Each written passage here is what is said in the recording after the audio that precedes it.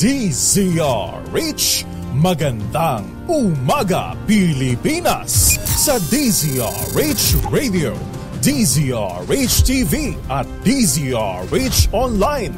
Kasama si Kuya Angelo Palmones. Magandang umaga Pilipinas.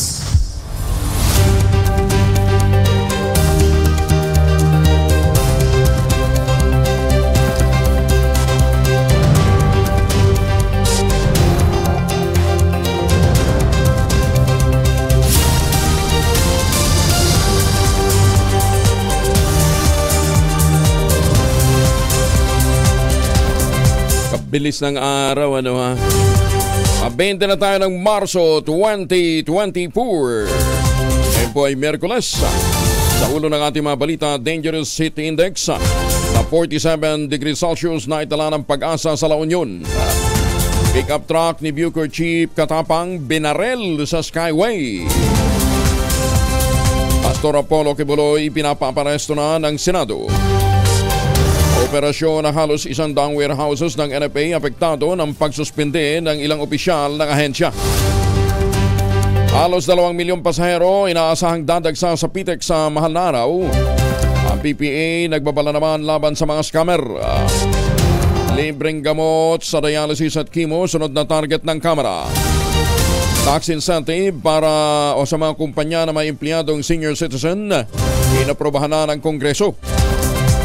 Bloodless campaign ng Pangulong BBM kontra kriminalidad, pinuri naman ng mga mambabatas. Bagong balita, bagong impormasyon, kasama si Kuya Angelo Palmones. Magandang umaga, Pilipinas!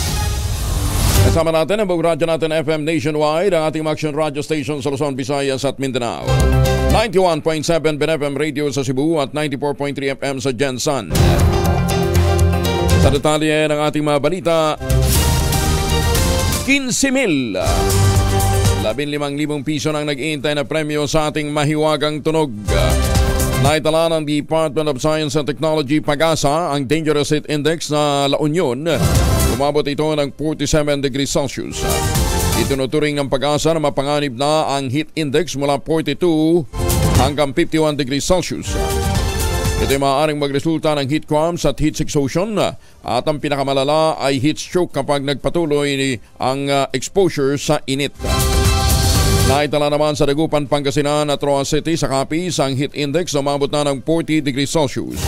Nagbabala rin ang Pag-asa na tataas pa ang temperatura sa mga susunod na araw kahit wala pang opisyal na deklarasyon ng panahon ng tag-init bunsod naman ng El Niño phenomenon at easterlies. Ayon kay Aladsar Aurelio ng Pag-asa, mararamdaman pa rin ngayong araw ang amihan na inaasahang tuluyang matatapos sa susunod na linggo. Although kahapon ng hapon, bahagyang nagkaroon ho ng mga drizzle, ano ha? Tinambangan ng mga hindi pa nakikilalang suspect ang sasakyan ni Bureau of Corrections Director General Gregorio Katapang Jr. Hindi ito sakay.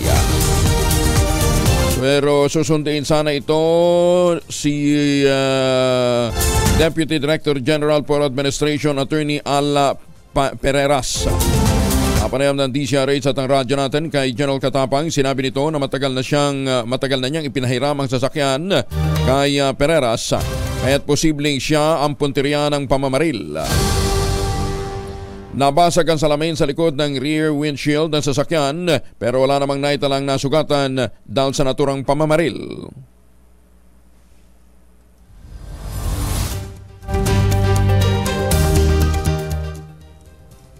Ano yung nangyari? Naghang. Nung dumating ako dito, yan po yung service ko. Alam po nila yan na service ko yan.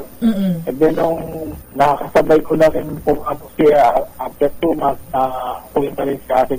Sabi ko, Asikal, kailangan mo rin nakabulletproof ka kasi naman trabaho dito. Kasi matela, kailangan protektado ka. So, ang 2 months, nakikita ng mga tao na service ko yan. And then after 2 months, napunta na kay Asik Pereras kasi wala naman pong bulletproof na sasakyan dito sa Buko. Una lang naiulat ang pamamaril sa bulletproof na sasakyan habang binabaybay nito ang Skyway sa Quezon City. Pinaaresto na ng Senado si Pastor Apollo Kibuloy. Inilabas ng arrest warrant o arrest order na pirmado ni Senate President Juan Miguel Zubiri at Senator Risa Ontiveros. Inatasan ng Senate Sergeant at Arms na ipatupad ang arrest order, bitbitin sa Senado ang umunoy appointed son of God. Sinabi naman ni Zubiri na hindi layo ng arrest order na parusahan si Kibuloy, kundi para mabigyan lamang ng pangil ang isinasagawang investigasyon. Inaapro na ni Senate President Juan Miguel Zubiri ang susunod na pagdinig sa founder ng Kingdom of Jesus Christ na si Apollo Kibuloy sakaling matuloy ang pag-aresto at pagpapakulong dito. Sinabi ito ni Zubiri sa isang ambush interview kasunod ng inilabas na arrest order ng Senate Panel on Women laban kay Kibuloy. Sinabi ni Zubiri, kailangang sigawang hearing at the soonest possible time upang mapakinggan ang panig ni Kibuloy sa mga nilalabas na issue. Kabilang ditong kinakaharap ni krimen ni Kibuloy na sexual abuse, human trafficking at forced labor sa mga miyembro ng Kingdom of Jesus Christ. Sa iwalay na panayam naman, tiniyak ni Ontiveros sa publiko na kahit nasa break ang komite, otorisado pa rin silang magsagawa ng pagdinig at gawin ang kanilang mga trabaho. Kinasuhan na ng Department of Justice si Pastor Apollo Kibuloy at 5 iba pa ng child abuse at human trafficking. Ayon kay Justice Spokesperson Miko Clamano, non-bailable ang kasong qualified human trafficking na inihain sa Pasig Regional Trial Court. May inirekomenda naman ng Davao prosecutors na 180,000 pesos na piyansa para sa sexual assault at 80,000 pesos para sa maltreatment.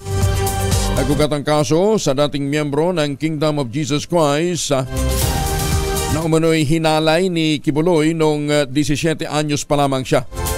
Tinatrabaho na ng DOJ para mailipat ang kaso mula Davao patungong Maynila upang maiwasan ang posibleng banta o intimidasyon.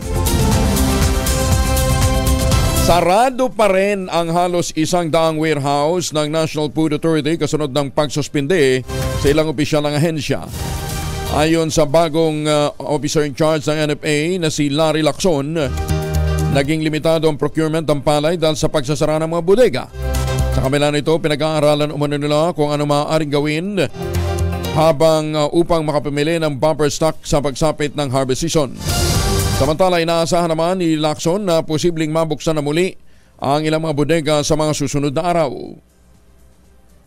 Meron na naman po na listing suspension, so medyo pabalik na po at balita po namin katulad po ng sinabi ng spokesperson ng DA, mukhang may mga susunod pa po. So mukhang sunod-sunod na po yata release ng mga nasa baba lang, mga warehouse men. Inaasahan naman tatagsain ng nasa 1.7 million ng mga pasahero ang Parañaque Integrated Terminal Exchange o PITEX ngayong darating na Semana Santa. Ayon sa PITEX Corporate Affairs Head na si Jason Salvador, ngayon pa lamang ramdam na nila ang pagdami ng mga pasahero sa terminal. Sinabi ni Salvador, kada araw nadadagdagan ang bilang ng mga pasaherong bumibiyahe. Inaasahang lolobo ito sa susunod na linggo. Lakay, ramdam na natin ang pagtaas ng bilang ng mga pasahero dito sa PITX. Kung dati-dati, nag-average tayo ng 110,000 on a regular day, ngayon pumalo na yan sa 120. Oh. At sa ating pagtaya, pagdating ng Holy Week, Friday before Palm Sunday, magsisimula ng lumobo ang bilang ng ating mga pasahero. Migit kumulang 1.7 million lakay ang inaasahan nating mga pasahero na dadaan dito mula Biyernes bago mag-Palm Sunday hanggang Lunes after Easter Sunday.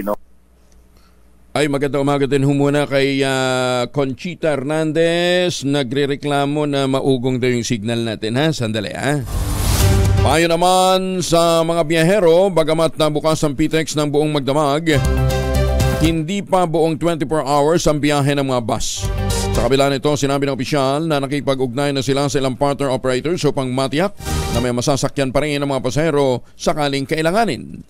Almost 24 hours na tayo, lakay. Hindi na kasi siya naging 24 hours magmula nung napigil noong pandemya. Pero ang PITX in itself, nananatili itong bukas 24/7. Para doon sa mga gustong pumunta rito na maaga, to catch the first trip, o yung mga medyo nahuli at hindi nila inabot yung last trip. Pero maliit lang naman yung window nun, lakay, kasi usually ang last trip natin around 12, tapos around 2 a.m. meron na ulit. So wala namang problema doon. Dito makakapag-stay sila, at least dito ligtas, maayos, komportable, may aircon, may wifi. hindi sila malalagay sa alanganin. Nagbabala naman ang Philippine Ports Authority sa publiko laban sa mga scammer na ginagamit ang kanilang logo sa paniningil ng transaction fee. Sa panayam ng DZRH at ng radyo natin, nilinaw ni PPA spokesperson Eunice Monte, tanging terminal fee lamang ang dapat bayaran ng mga pasahero kapag sila ay nasa mga pantalan. Kaya naman muling pinaalalahanan ng ahensyang publiko na huwag magbabayad ng kahit anong fee kapag nagsasagawa ng transaksyon sa PPA. Ito nga po may mga kumakalat na messages at gamit po itong logo ng Philippine Ports Authority at doon po tayo nananawagan din sa ating mga kababayan na huwag po agad maniwala doon sa mga nakalagay po na logo ng PPA at nanghihingi po, ito po minsan nakikita natin 3,000 hanggang 100,000 pesos. So hindi po naniningil ang PPA ng anumang transaksyon at ating pong pinabubulaanan yun at hindi na po sila nagbabayad. So ayun po, totoo, sa kasamaang palad mayroon pa rin po talagang nang i-scam. Samantala, pinaghahanda na rin ang PPA ang publiko sa posibleng pagdagsa ng nasa 300,000 na pasahero kada araw sa mga pantalan ngayon darating na Semana Santa. Kumita naman ang Government Service Insurance System o GSIS ng 113.3 billion pesos noong isang taon ba? Ang malaking improvement na nangyari sa ilalim ng pamumuno ni GSIS President at General Manager Jose Wick Veloso ay 70% na mataas kumpara sa 66.4 billion pesos noong 2022. Sinabi naman ni Wick Veloso na itinulak ang magandang performance ng 32.5% surge sa total revenue o 311.3 billion pesos mula sa dating 234.9 billion pesos. Si Veloso ang kauna-unahang Pilipino CEO ng HSBC o na naging executive ng HSBC noong 2012 bago lumipat sa PNB bilang CEO noong 2018. July 2022 nang palitan naman ni Veloso si Rolly Macasait bilang Chief Executive Officer ng GSIS. Hanggang sa pagtatapos ng 2023, tumaas ng 13.3% ang kabuuang asset ng GSIS o umabot na ito ng 1.7 trillion pesos. Samantala, ayaw naman magpatalo ng PAGCOR para makahikayat ng mas maraming gaming investment sa Pilipinas. Ibababa na ng PAGCOR ang gross gaming revenue remittance rates para sa online at on-site betting platform simula Abril 1. Sa Asian Gaming Summit sa Shangri-La The Port, sinabi ng PAGCOR chair na si Alejandro Tenco, ibababa ang average na 5% ang rates para sa online at on-site betting platforms. Ayon kay Tenco, magiging 35% na lamang ang remittance rates ng gross gaming revenue simula sa susunod na buwan. Mahigit naman sa 50% niya ng remittance rates simula nang maupo siya sa pwesto noong Agosto 2022. Tumaas Naniniwala si Tenco na mahikayat ito maski ang mga illegal na nag-ooperate na kumuha na ng lisensya sa PAGCOR upang lalong mapalakas ang licensing and regulatory revenues ng State Gaming firm. Binanggit pa ng PAGCOR chair, 3 pangunahing salik ng malagong lokal na gaming industry. Kabilang dito ang pagpasok sa at operasyon ng maraming integrated casino, malalakas na performance ng electronic game sector at ang benepisyo mula sa planong pagsasaprimado ng kasino o mga kasino na pag-aari ng PAGCOR. Tinatay ng PAGCOR na papalo naman sa 336.38 billion ang kanilang gross gaming revenue ngayong taon. Bagong impormasyon kasama si Kuyang Angelo Palmones. Magandang umaga, Pilipinas! Ay, magandang umaga kay Evan Lang dyan po sa Las Vegas, Nevada.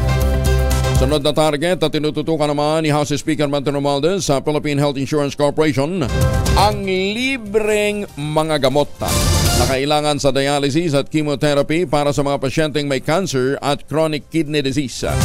Ito matapos pumayag ang PhilHealth na maisama sa coverage ang libreng ultrasound at mammogram para naman sa mga kababaihan. Inatasan ni Speaker Romualdez si House Deputy Majority Leader Erwin Tulfo na makipagpulong sa mga opisyal ng PhilHealth upang pag-aralan ang pagbibigay ng libreng gamot para sa dialysis at chemotherapy sa mga miyembro nito, patay na rin sa direktiba ng Pangulong Bongbong Marcos Jr. Ayon naman kay Dr. Edwin Oriña, Senior Manager ng Corporate Planning ng PhilHealth, pag-aaralan nila ang request ni Speaker Romualdez matapos na gawin ang mga konsultasyon.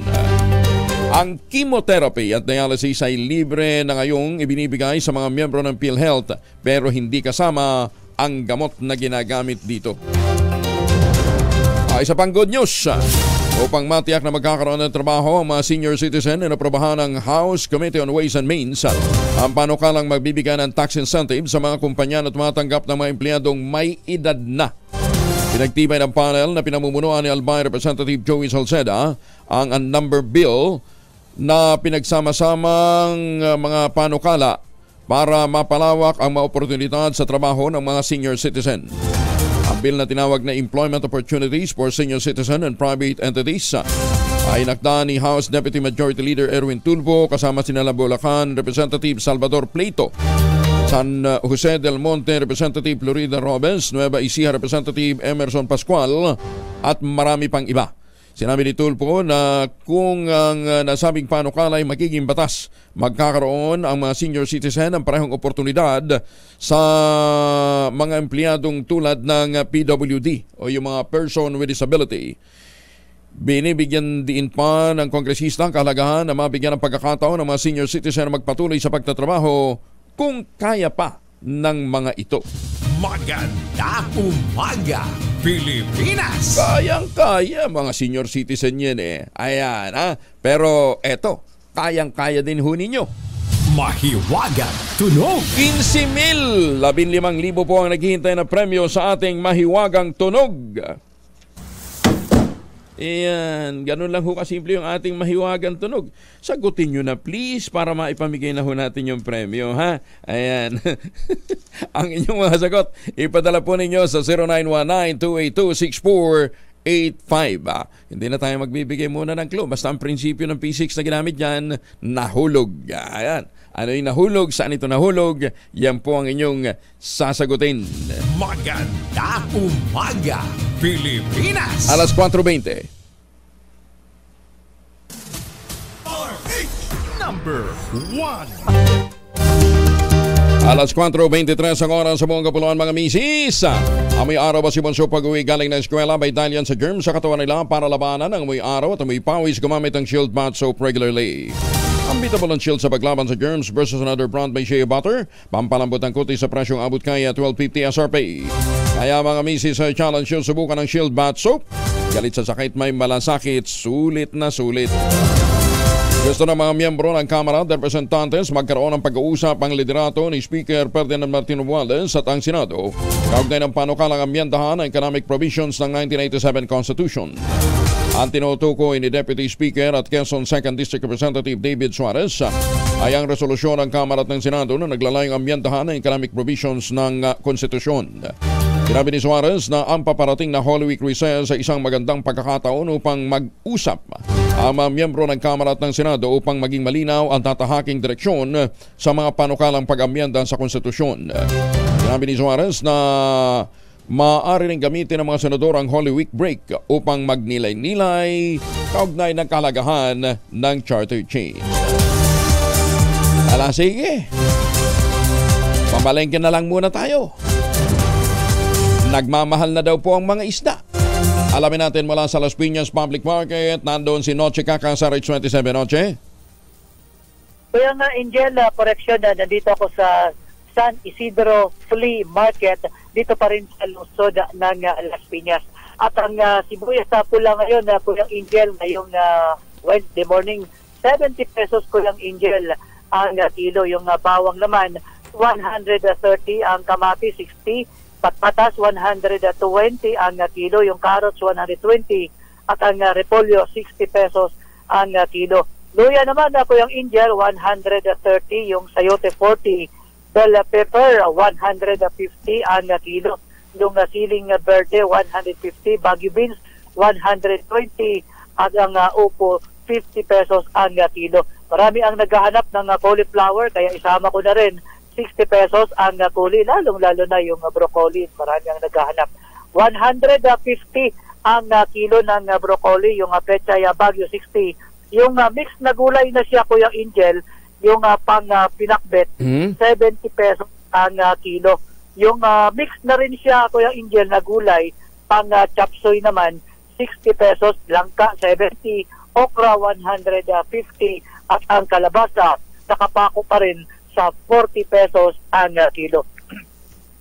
Yung baboy naman, Kuya Angel, 290 ang kilo. Yung liempo 320, ang bakal naman 420, habang ang manok ganun pa rin ang presyo, nasa 170 ang kilo. Bangus naman 180, tilapia 150, galunggong 240, at ang alumahan nasa 340 ang kilo. Ayan ang presyo ng mga pangunahing bilhin ngayong Wednesday morning dito sa San Isidro Flea Market sa Munwok, Las Piñas City. Mula sa Pilipinas, DCRH, ako si Nochi Kakasol, tuloy sa pagbabalita, tuloy-tuloy sa serbisyo, sama-sama tayo, Pilipino. Dagan salamat, Noche, pero ito kakaiba, oh. Meron daw 15 manok ka. Patay sa lungsod ng Cadiz, Negros Occidental. Kaya lang panabong yan, Noche, ha? Detalye ng balita mula kay Rex Cantong, RH46, may nga Rex. Patay ang 15 panabong na manok dahil sa atake ng hindi pa nalaman na hayop sa Concepcion Village, Barangay Kaduan, lungsod ng Cadiz, Negros Occidental. Ayon kay Alex Bacomo, officer in charge ng Cadiz City Veterinary Office, na bayawak o aso ang gumawa ng pagpatay sa 15 mga manok na panabong sa nasabing lungsod. Dagdag pa ni Bacomo, sa kanilang inisyal na pagtingin sa mga pictures at videos, bayawak lamang o aso ang kumakain ng laman ng manok. Marami sa ngayon at palaisipan pa rin kung ano talaga ang umatake sa nasabing mga manok. Mula sa Akson Radyo Bacolod, ito si Rex Cantong, tuloy-tuloy sa pagbabalita, tuloy-tuloy sa serbisyo, sama-sama tayo, Pilipino. Salamat, Rex. Hindi din naman na avian flu yan, ano ha? Kasi hindi dapat na parang nanlaban eh. Pero ang bayawak, sisiw tinitira nun. Hindi naman panabong na manok eh. Diba? Pwede pa aso. Umani naman ang papuri si Pangulong Bongbong Marcos mula sa mga mababatas sa ipinamalas ng kanyang administrasyon na dedikasyon na mabawasan ang kriminalidad at manatili ang kaayusan ng bansa nang hindi dumadanak ang dugo. Inilala ni House Deputy Majority Leader at PBA Party List Representative Margarita Ignacia Attorney Migs Nograles ang Administrasyong Marcos sa pagpapatupad ito ng batas ng hindi gumagamit ng extrajudicial methods o sa pamamagitan ng mga paraang labag sa batas. Ganito rin ang pahayag ni House Deputy Majority Leader at Iloilo 1st District Representative Janet Garin, kaya binabati niya ang Marcos Administration sa bloodless campaign sa pagpapatupad ng batas. Una rito, binahagi naman ng Pangulong Marcos ang pagbaba ng bilang ng krimen sa unang taon ng kanyang administrasyon kumpara sa kaparehong panahon ng nakalipas na administrasyon. Tinukoy ng punong ehekutibo ang nakamit nito ang pagtalima sa rule of law nang hindi gumagamit ng legal na mga o illegal na shortcut. Maganda umaga, Pilipinas! Isa patay sa karombola ng 3 sasakyan sa Pilar, Bataan. Detalye ng balita mula kay Danny Kumilang, RH37. Danny, good morning.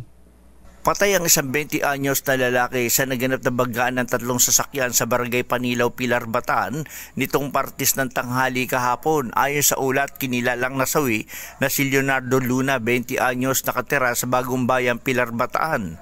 Sa investigasyon at base sa mga testigo sa lugar, lumitaw na ang isang kotseng Hyundai na di umano ay nag-overtake at sumalpok sa gulong ng sidecar ng tricycle na minamaneho ng biktima, na nagresulta ng pagkawala ng kontrol at pagtawid sa kabilang lane. Samantala, isang dump truck na minamaneho ni Jonas De Jesus na nagmula sa Alaule intersection patungo sa Barangay Panilaw ay natsyempong paparating at sumalpok sa tricycle na napadpad sa linya na naturang truck. Patay on the spot ang biktimang tricycle driver habang nagpapatuloy pang investigasyon at dokumentasyon ukol sa naturang insidente. Mula sa kauna-unahan sa Pilipinas, DZRH ito. Si Danny Kubilang, tuloy-tuloy sa pagbabalita, tuloy-tuloy sa serbisyo. Sama-sama tayo, Pilipino! Maraming salamat, Danny. May pahabak kakayungan sa ating mga kababayan dyan po sa Pampanga.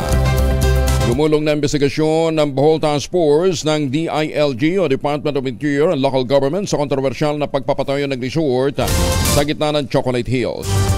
Ayon kay Interior Secretary Benhur Abalos Jr., pinaalam na ng task force kung sino ang mga may pananagutan sa konstruksyon ng Captain Peaks Resort. Kinakalap na anya nito ang lahat ng mga dokumento sa construction at operasyon ng resort sa loob ng protected area.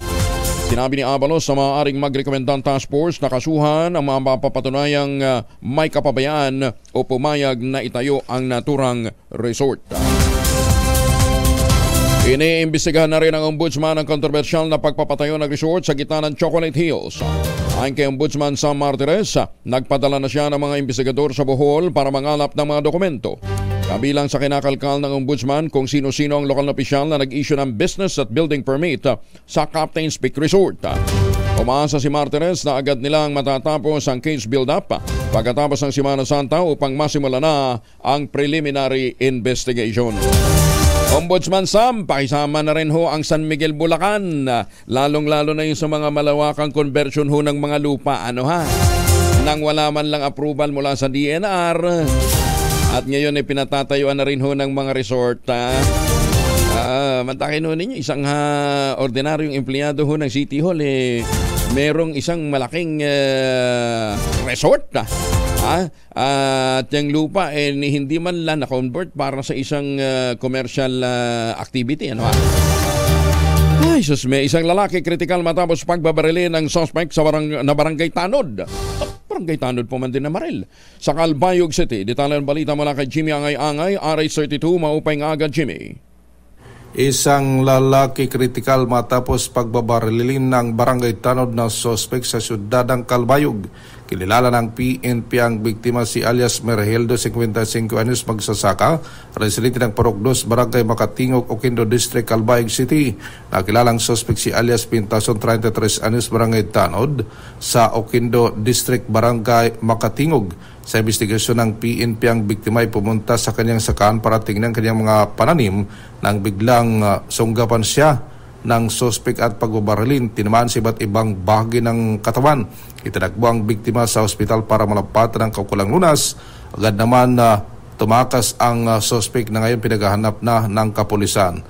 Nabatid na matagal ng alitan ang motibo sa krimen. Mula sa Aksyon Radyo Tacloban, ito si RH32 Jimmy Angay-Angay.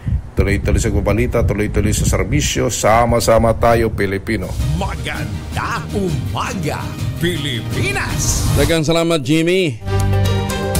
Palupitan ng balita ngayon, Eto naman, 43 anyos na mapatay matapos barilin ng sariling bayaw dahil lamang sa kambing. Detalye ng balita mula sa kay Freddy Pajardo mula sa RH38.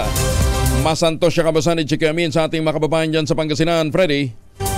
Kusang sumuko sa San Carlos City Police Station ng 50 anyos na si Rogelio Pahiluna, magsasaka, residente ng Barangay Bulusan, San Carlos City, at inamin na napatay niya ang kanyang bayaw na si Philip D. Guzman, 43 anyos, residente ng nasabing lugar.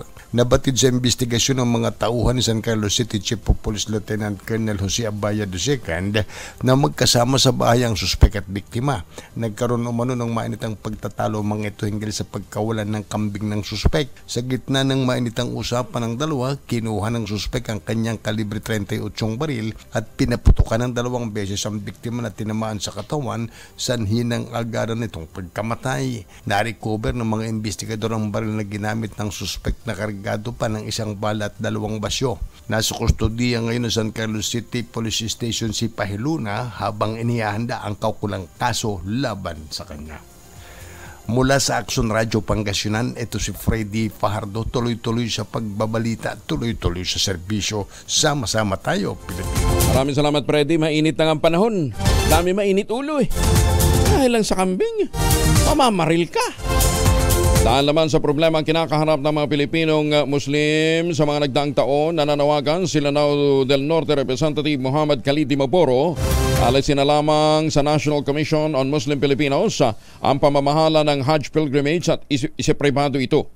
Sa isang press conference, sinabi ni Dimaporo na merong nakabimbing panukala sa Kamara sina Basilan Representative Mujib Hataman at Lanao del Norte Representative Siti Amina Dimaporo para sa pagsasapribado ng Hajj operation. Ang Hajj ay isa sa 5 pillar ng Islam na napakahalaga para sa mga kapatid nating Muslim. Ito ay 5 araw na ritual at pilgrimage sa banal na Mecca sa Kingdom of Saudi Arabia. Umaasa si Dimaporo na mabibigyan ng prioridad ang naturang panukala kaugnay ng pagsasipribado ng Hajj operation at matapos ito ng Kamara bago ang SONA sa Hulyo. Maraming Pilipino Muslim ang napaulat na na-stranded sa Metro Manila at gayon din sa Saudi Arabia noong 2022 at 2023 kaugnay pa rin ng Hajj pilgrimage. Nananawagan naman si House Deputy Majority Leader at Iloilo Representative Janet Garin. Sa Department of Education, tingnan ang mas malawak ang napananaw ang nag-viral na TikTok video kung saan sinermo na ng isang guro ang kanyang mga estudyante. Sinabi ni Garin na mahalagang tugunan ng DepEd ang hirap niya pinagdaraanan ng mga guro, lalo na mga pampublikong teacher na maaaring naging ugat kaya't nagawa ito ng guro. Batid na mababatas ang kapangyarihan ng social media sa pagpapakalat nito, ngunit hinimok ang publiko na tingnan ang nangyari sa mas malawak na aspeto. Inilatag din niya ang pagkamahala ng Estado sa kapakanan ng mga guro sa mga pampublikong paaralan at ang posibleng kawalan ng paraan para mailahad ang kanilang mga pangangailangan, mga problema at pagtanggap o pag-intindi sa kanilang mga mag-aaral. Kaya mahalagaan niya na magkaroon ng command o support system sa sektor ng edukasyon upang mabigyan ng pagkakataon ng mga guro na mailabas ang kanilang saloobin at makakuha din ng tulong. Ititigil muna ang operasyon ng Pantabangan Masiway Hydroelectric Power Plant. Ayon sa management, bumagsak na sa 179.8 meters ang water level hanggang kahapon at nasahang bababa pa sa 177 meters sa Marso 27. Sa pagtaya ng National Irrigation Administration, may tuturing na nasa critical na ang head water level na nasa 177 meters o mababa pa. Ayon naman sa operations officer ng planta na si Ronald Salvador, kailangang manatili sa 221 meters ang head water level at kailangan naman sa 207 meters para makapag-generate ng full capacity na 120 megawatts. Sa ilalim ng preventive maintenance, ang Unit 1 ng planta hanggang Marso 24 hindi ho gagana. Isasara naman ang Unit 2 hanggang sa dulo ng Abril o Mayo. Tiniyak naman ni Richard Diponturum, ang head ng Kaseknan Pantabangan Complex, na hindi nito maapektuhan ang Luzon Grid. Isang lalaki binaril naman patay habang kumukuha sana ng payout sa ECT Mati City sa Davao Oriental. Detalye na balita mula kay Jun Soter mula sa Action Radio Davao. May buntag, Jun. Patay on the spot ang isang lalaki matapos binaril sa hindi kilalang armadong lalaki habang naghihintay na makuha ang payout emergency cash transfer mula sa DSWD na ginanap sa covered court sa Upper Bliss, Barangay Sains, Mati City. Nakilala ang biktima sa pangalang Norville Tugutan Ogkalan, nakatira sa Purok Bituon, Barangay Don Enriquez Lopez, Mati City. Ayon sa report ng Mati City Police Station, pasada alas 11 ng tanghali, habang nakaupo ang biktima sa bench sa nasabing lugar, bigla na lang lumapit sa likurang bahagi ang gunman sa kabinaril sa ulo ang biktima habang nakatalikod. Isang tama ng baril sa ulo ang dahilan kaya on the spot namatay ang biktima. Na-recover sa crime scene ang empty shell ng kalibre 45 na armas. Sa ngayon, nagpatuloy pa ang investigasyon ng otoridad upang matukoy ang motibo ng krimen. Mula sa Action Radio Davao, Jun Soter para sa kauna-unahan sa Pilipinas, DZRH. Tuloy-tuloy sa pagbabalita, tuloy-tuloy sa serbisyo. Sama-sama tayo, Pilipino. Maganda umaga, Pilipinas. Dagang salamat, John. Ay mga mamis, Laundry Day today, ha? Kunot no ka ba kapag makapit, madikit at malupit naman siya, all you need is pride. Kasi pahihirapan ang Celcon sa Pride, Easy at worry-free naman ang laundry. Sa Triple Stain Away Formula, tanggal ang matitinding mancha based on test sa chocolate, mud and 7-1 cotton. Gawa po ito ng ACS. Pinatalsik na sa Municipal Council ang konsihal na sabit sa police recruitment o police recruitment scam sa La Castellana, Negros Occidental. Ayon kay Mayor Alme Rumayla, mga limutan, inaprobahan ng 7 miyembro ng konseho ang expulsion ni Councilor Doneto Dumagit dahil sa ito'y 14 times na absent sa sesyon. Nilinaw na alkalde na walang kinalaman ang pagpapatalsik kay Dumagit sa kaso nitong large-scale stapa. Bunsod ng nasabing kaso, ang umano'y 15 million peso recruitment scam, bumiktima ito ng 47 na mga biktima na naghangad na maging pulis. Nagbayad naman ang mga biktima ng tig 247,000 hanggang 300,000 pesos kapalit ng pangakong matatanggap sila sa police service kahit hindi naman sila kwalipikado. Laya si Councilor Ay, sus, may Ginoo, may mga tao talagang ganyan, ano ha? Dating magkarelasyon na si Julia Barreto, Joshua Garcia, aba, muli namang nagkasama sa isang event. Detalye ng balita mula kay Morley Alinio. Morley, good morning. Gising na ang showbiz, rampa na Pilipinas. Sa kauna-unang pagkakataon ay muling nagyakap at nagkakwentuhan ang dating love team at magkarelasyon in real life, si Joshua Garcia at si Julia Barreto. Ito ay nangyari sa birthday nitong si Johnny Manahan. Well, marami ang natuwa dahil natapos na rin ang mga intriga at issue dahil may kani-kanila silang buhay at pag-ibig. Well, sa totoo lang, naging mainit na issue ang hiwalayan nila Julia at Joshua ng mga panahong kasagsagan ng mga intriga sa kanila. Pero ngayon, tapos na, wala nang problema. Kaya ang isa sa mga tuwang-tuwa ay ang kanilang fan na si Miss Charo Santos. Aminado si Miss Charo Santos na big fan siya ng love team noon ni Julia Barreto at Joshua Garcia. Yan ang ating DZRH Showbiz Status News. Ito po ang inyong RH47, Morley Alinio. Tuloy-tuloy sa pagbabalita, tuloy-tuloy sa serbisyo, sama-sama tayo, Pilipino. Maraming salamat. Babu. Maraming salamat, Morley. Basta ako Guy and Pip pa rin ako. Maganda umaga, Pilipinas! Guy and Pip. Mama ko yun, tsaka papa ko. Yan ang tandem na gustong-gusto nila. Hala, sige, kung ano man po ang mga lakad natin, huwag kalimutan magbaon po ng Family Alcohol. 2 formulation ng Family Alcohol na pwede nating pagpilian. Yung Family 70% isopropyl alcohol, especially prepared for clinics, hospital, pharmacies, laboratories, pero okay na okay po yan sa mga households. Very effective sa disinfection at sterilization. Ganyan ang bagsik ng Family, 70% isopropyl alcohol. Maghapon man natin gamitin, no problem. Hindi po manunuyo ang ating mga kamay dahil meron po itong moisturizer. Yun namang mabangong Family Rubbing Compound Improved Alcoholone. Ayan po yung mabangong isopropyl alcohol na ginagamit ng mga masahista, mga barbero, mga doktor, mga nurse, mga kumadrona for sponge, bathing, and other cleansing purposes. Family Rubbing Alcohol parang DZRH book na sa mahabang panahon. Mabibili sa namang butik at convenience stores nationwide. Family Rubbing Alcohol, hindi lang pampamilya, pang sports pa. Forest Fire sumiklab sa Paliling, Bontoc sa Mountain Province. Detalye ng balita mula kay Romy Gonzalez. RH41 ay bagnabigat ka na kayo amin sa ating mga kababayan dyan sa Norte. Romy. Puspusan ang pagsisikap ng mga pamatay sunog para apulain ang sumiklab na forest fire sa Paliling, Bontoc Ili sa Bontoc Mountain Province.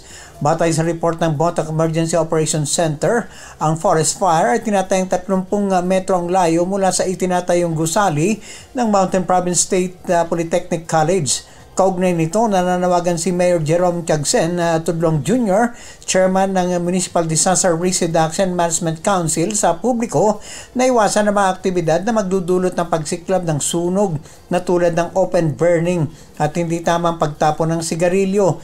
Hinikayat ng Disaster Management Council ang komunidad na isuplong sa mga otoridad ang anumang kahina-hinalang aktibidad o potensyal na fire hazards. Magkatuwang ang mga personal ng Bontoc Fire Station, Department of Environment and Natural Resources, Municipal Disaster Risk Reduction and Management Office at Fire Volunteers sa pag-apula sa naturang forest fire. Ayon kay Mayor Jerome Tudlong Jr., patuloy pa rin ang pagkalat ng sunog at wala pang report sa lawak ng lugar na tinupok ng forest fire. Mula sa kauna-unan sa Pilipinas, DZRH, ito si Romy Gonzales, tuloy-tuloy sa pagbabalita, tuloy-tuloy sa serbisyo, sama-sama tayo, Pilipino. Maraming salamat, Romy. Joseph Gina. Patiendo natin yung suki natin dyan sa New York, ha? Hindi ho New York, Cubao, ha? New York City, USA, si Alberto Lamurena. Alam mo ba, Alberto, bukas pa rin ang Philippine Amusement and Gaming Corporation of PAGCOR sa pagtanggap ng mga entry sa nagbabalik nitong Nationwide Photography Contest 2024. Ang tema ng photography contest ngayong taon ay Harvest Time. Naglalayong ipakita ang lakas ng pagkatao, pasensya, pagsusumikap ng mga Pilipino sa bukid na kadalasang ginagantimpalaan naman ng masaganang ani. Nga lang nababarat ko minsan ho ng mga traders, ano? Nabi ni PAGCOR Chair at CEO Altenco, ang photo contest ngayon taon ay magtatampok ng bagong kategorya. Ito nga yung drone category. Kakaiba ang photo contest dahil ho sa dinadagdagan taon-taon ng premyong cash. Magpapatuloy ang pagtanggap ng mga entries hanggang July 31 sa pamamagitan ng PAGCOR website na www.pagcor.ph/photocon 2024. Sa Mindanao, JICA advisors humiling ng security sa ProBar para sa kanilang gagawing project site visit sa BARM region. Alamin natin kung saan sila mag-iikot, ha? Detalye ng balita mula kay Jun Di Makutang RS19. Assalamualaikum, Jun. Waalaikumsalam, Kuyang Angel. Naging panauhin ng ProBar ang dalawang project formulation advisors ng Japan International Cooperation Agency o JICA sa headquarters nito sa Camp Brigadier General Salipada, Pendatun, Parang, Maguindanao. Mainit at tinanggap ni ProBar Regional Director Police Brigadier General Alan Nobleza ang dalawang delegates na sina Mr. Yoshikazu Usui at Mr. Cory Hori at pinag-usapan ang government collaborations at potential infrastructure projects na gagawin ng JICA sa Bangsamoro Region. Subalit nag-aalala umano ang dalawang Hapon para sa kanilang safety and security sa nakatakda nilang pag-iikot sa mga bayan-bayan ng BARM, kung kaya't formal nilang hiniling na samahan sila ng mga pulis sa pagtungo sa mga far-flung areas na dadaanan o tatamaan ang kanilang ilulunsad ng mga infrastructure projects sa nalalapit na panahon. Magugunit ang naunang nag-courtesy ang JICA officials kay BARM Chief Minister Ahod Alhaj Murad Ibrahim at pinag-uusapan ang mga priority projects na ito na may malaking kontribusyon sa pagpapatupad ng peace and order at ng pangkalahatang pag-unlad ng BARM. Sa nakalap na ulat ng DZRH, isa sa mga nakatokang malaking infra-project ng JICA sa BARM ay ang konstruksyon ng coastal highway mula Malabang, Lanao del Sur patungong Cotabato City via Parang, Maguindanao del Norte. Mula sa kaunahan sa Pilipinas, DZRH, ako si RH19, Jun Di Makutak. Tuloy-tuloy sa pagbabalita, tuloy-tuloy na serbisyo, sama-sama tayo, Pilipino. Sokran Jun. Sa Mindanao pa rin nagpanik ang Protected Area Management Board nang ipag-utos naman ng Pangulong BBM ang preservation ng Mount Apo noong Oktubre ng 2023 para mapasama ito sa World Heritage Sites ng UNESCO. Ayon kay Senator Rapi Tulfo, agad na nagpatawag ang Pambinampulong noong November 2023 upang aksyonan ang mga iligal na estruktura sa multiple use zones ng Mount Apo. Pero ang pinagtataka ni Tulfo, bakit pinayagang itayo pa rin ang mga establishmento sa protected area? Alam daw kasi ito ng DNR pero binigyan pa ng 2 taon para makapag-operate sa Mount Apo.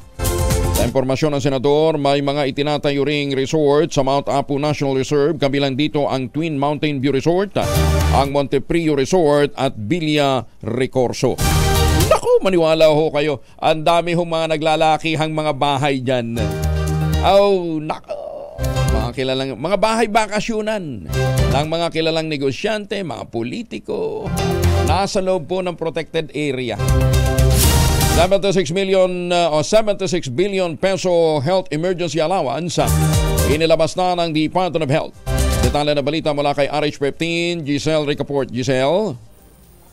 Kuyang Angel, inilabas na nga ng kagawaran ng kalusugan ng 76.1 bilyong health emergency allowance para sa mga health workers sa mga pampubliko at pribadong ospitale.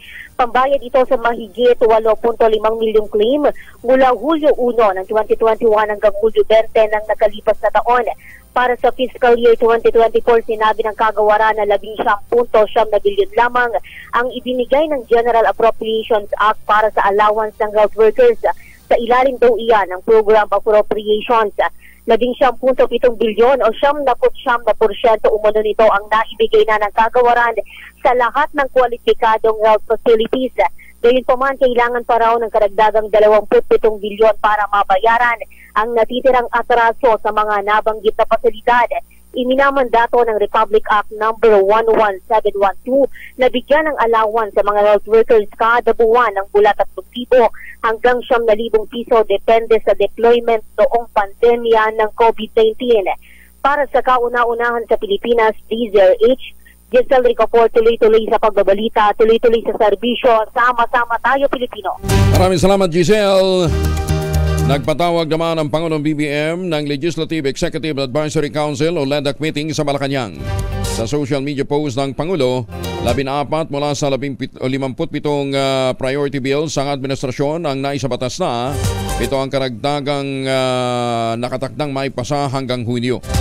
Sinabi ng Pangulong BBM na nagkaroon ng reprioritizing measures para sa pagpapalakas ng kabuhayan, proteksyon sa kapaligiran at pagpapaigting sa seguridad. Nangako naman ng liderato ng Kamara at ng Senado na ipapasa ang mga natitira pang priority measures ng Malacanang. Teka muna, nasa linya na natin si Kate Estabilio ng Bantay Bigas. Marami-rami ho yung mga warehouse ho ng NFA ang nagsara dahil nga po na demanda na nasa preventive suspension. Ma'am Kate, magandang umaga. Magandang umaga sa iyo, Sir Angel. Magandang umaga sa lahat ng nakikinig at siyempre sumusubaybay dito sa iyong programa. Paano yung pamimili ng palay? Actually, Sir Angel, yun din ang katanungan ngayon given na ang NFA ay for buffer stocking, for calamities, ay wala pa tayong naririnig na namimili na ang NFA. Wala pa tayong balita na ngayong harvest season, ngayong crop ay namimili ang NFA. Kaya isang dahilan din marahil ay itong fiasco na nangyari, and at the same time, yung pamimili ng NFA na talagang nakatali sila dun sa 19 pesos at may panahon na nakapamili sila ng 23 yung meron insurance. Pero maliit na porsyento pa rin naman ang nabibili nila. Tapos ngayon ay talagang balita natin at yung talaga sa bukid ay mataas yung pagbili ng mga traders sa palay ng ating mga magsasaka. Magkano bilihan ngayon? Yung huli natin na nakuhang data ay pumapatak ng 23. Wow. May umabot pa ito may panahon pa na umabot ng 26, 27. 26, 24.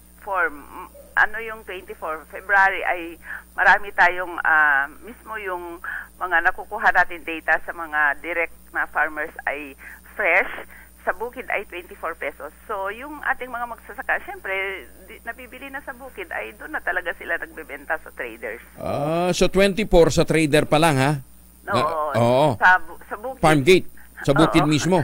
Oo. Tapos, ang bilihan ng NFA dati, 19. Oo, nakatali sila doon sa 19. At meron silang ibinibigay na incentives kapag talagang dinala sa bukid sa kanilang warehouses at saka yung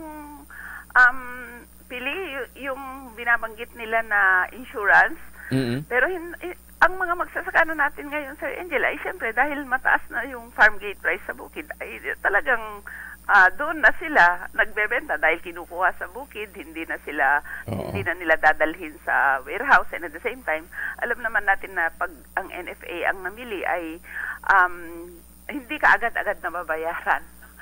Maghihintay ka ng ganun ba? O pinoproseso. Yung trader kaliwaan. Yung trader kaliwaan. Kaya tatalakhan sa ating Teka muna. Ay sa trader nagbebenta. Yung 19 pesos na binebenta sa NFA, 14% moisture content pa rin. Oo. Yung 14% at saka 100% clean. Doon sa bukid? Sa panahon ngayon, kasi Sir Angel, talagang mataas yung may pagtaas dun sa presyo ng palay ng ating mga magsasaka, given na ang taas-taas ng presyo ng bigas sa world market, ang mayroon tayong kinakaharap na El Nino, kaya talagang nandun yung pag-aagawan ng mga traders at saka millers dun sa ani ng ating mga magsasaka. Yung binabanggit nyo, dry yun, ay ano to, kaha-harvest. Talagang ba? Oo, fresh. Fresh. Oo. Ay, ang laking diferensya, 19. Pagkatapos, hindi ka pa nagbilad. Oo, tama. Tama. Kaya nga, yun din ang binabanggit ng ilang mga stakeholders na mataas yung presyo ng bigas dahil mataas ang farm gate price. Pero ngayon lang naman nakakabawi ang ating mga magsasaka mula nung naisabatas itong RA 11203 sa 5 taon na na implementasyon na ay ngayon lang nila talaga na naramdaman yung mataas yung farm gate price na pamimili ng mga traders. So hindi masyadong iniinda yung pagsasara ng mga bodega ng NFA. At saka yung pagsara naman ng sa bahagian ng mga farmers kasi talagang napakaliit ng porsyento naman ang nabibili ng NFA mula nung naging buffer stocking na lang sila. Meron pang panahon na talagang 1.7 yung nabili ng NFA sa palay ng ating mga magsasaka.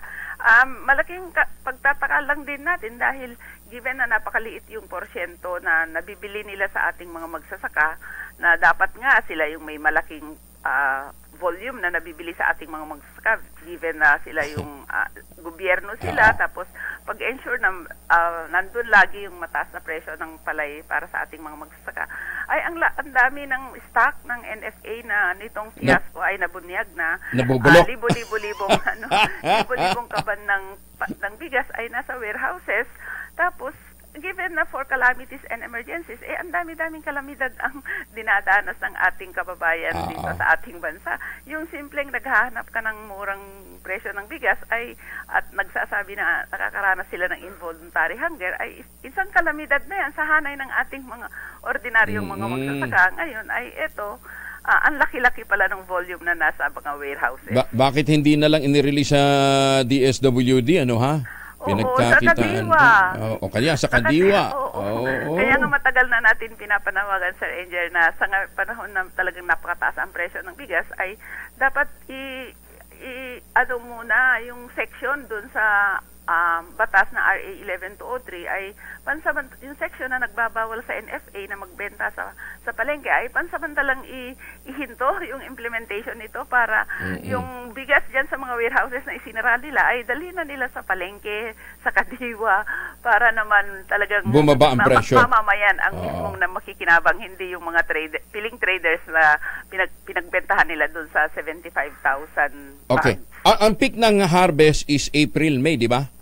Ngayon, Sir Angel, ay nagpipik na. Actually, sa ilang mga probinsya, sa Isabela, tapos na silang nag-ani.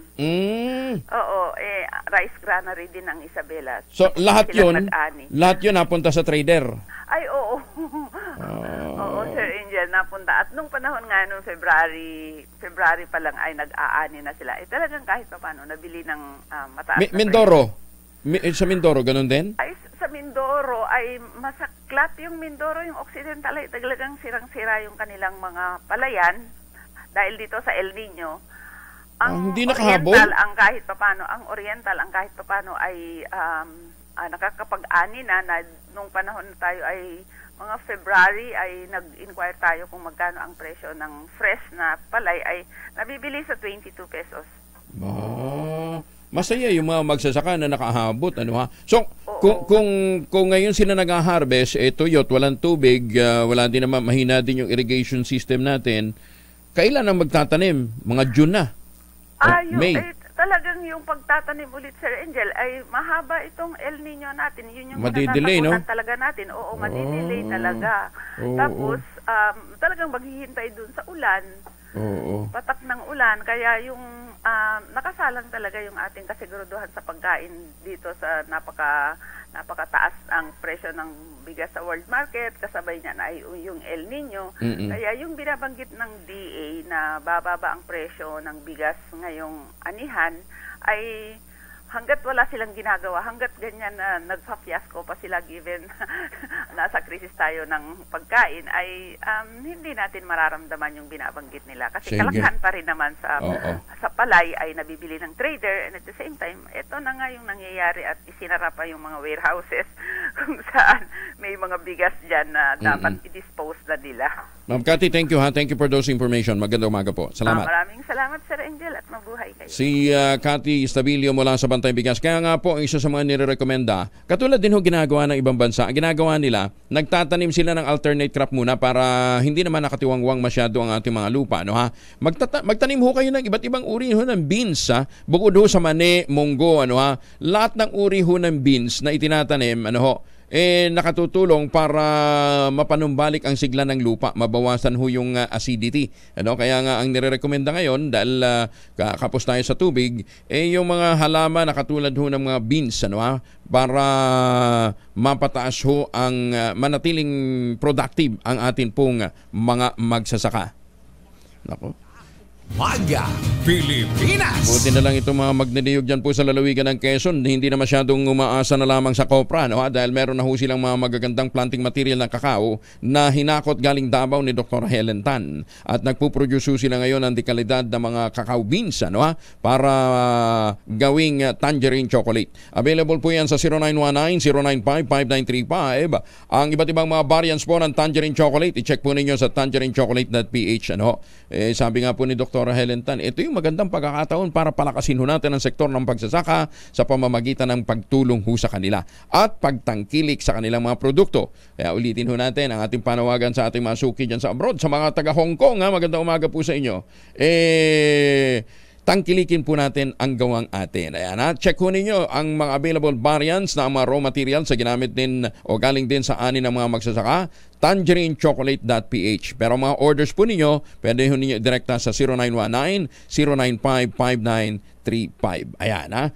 Ay, kagandang buhay pa talaga. Ano? Pagka ang mga LGU, ang talagang nagmamalasakit sa ating pong mga magsasaka. Maganda umaga, Pilipinas! At para ho naman sa mga taga Central Luzon, ito magandang investment opportunity din, ha? O tuloy ho yung alok sa atin ng Westchester Realty na 20,000 pesos all-in down payment at lipat bahay agad pagkatapos po ng 7 days ng take-out ng Pag-ibig Housing Loan. Ang mga ino-offer po ng Westchester Realty, yung si Vera Mabalacat, si Barbara Bacolor at Samira, ang pinakamura ng ready for occupancy unit sa buong housing industry ngayon. With easiest term, 5% down payment, pwede pang gives.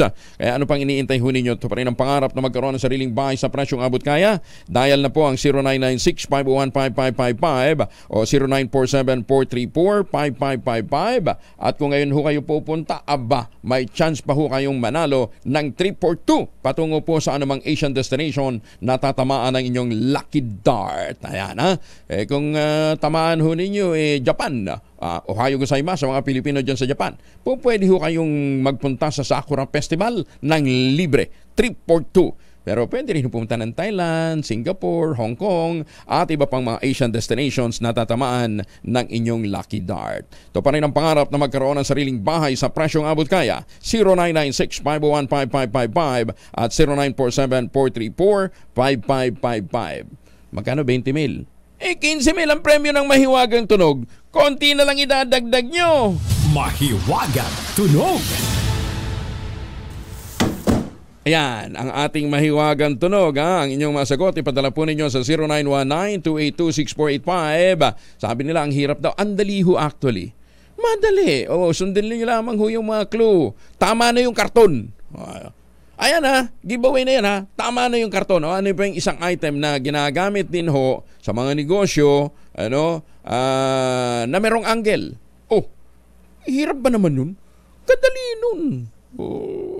Siguro kulang kayo ng tulog. Hindi kayo nakakapagpahinga ng mabuti, Kaya dapat nagre-reso kayo naman para fresh ang inyong isip, tapos doon kayo magre-research. Ayan, ha?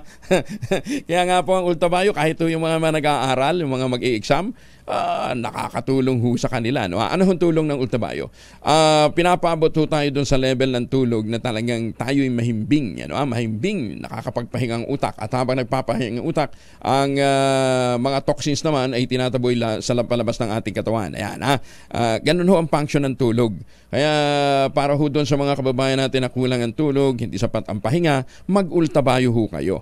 Ang Ultrabayo po ang kauna-unahang postbiotic food supplement na nire-recommenda ng mga doktor at rehistrado sa Food and Drug Administration para malabanan ang mga stresses. Yung bang pagkagising mo ang ganda ng mulat mo ng iyong mata at pagharap mo ng salamin sasabihin mo, Grace Ansano, ang ganda mo ngayon. Ayan. Tapos sasagot yung salamin, noon pa. Pag hindi magandang gising, ang sagot ng salamin, di kaya. Ayan, ang Ultrabayo po ay available sa Lazada at Shopee. Available din po sa lahat ng branches ng Mercury Drugstore, Amesco Drug, Pasmed Pharmacy, John's Pharmacy at Curamed.